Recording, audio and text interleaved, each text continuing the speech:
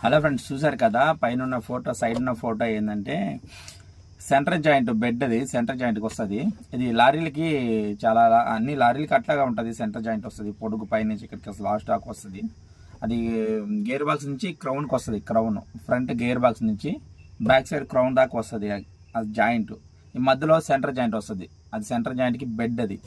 అది ఏమైందంటే మా ఫ్రెండ్ది, అంటే తమ్ముడు లాంటోడు మదన్ అనే మా పిల్లోడే, దారి మధ్యలో ఈ విధంగా జరిగిందన్న అని చెప్పి ఫోటో పెట్టాడు.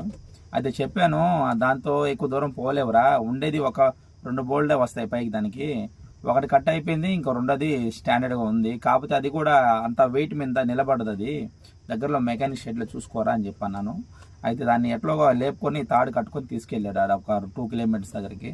అట్లాగే మనలు కూడా చూడండి, ఎప్పుడు కూడా రిస్క్ చేయొద్దు. ఇట్లాగా కట్ అయిపోయింది పోతుందిలే బండి అని అనుకోకూడదు. దగ్గర మెకానిక్ షెడ్లో చూసుకొని చేసుకోవాలి. వీడియో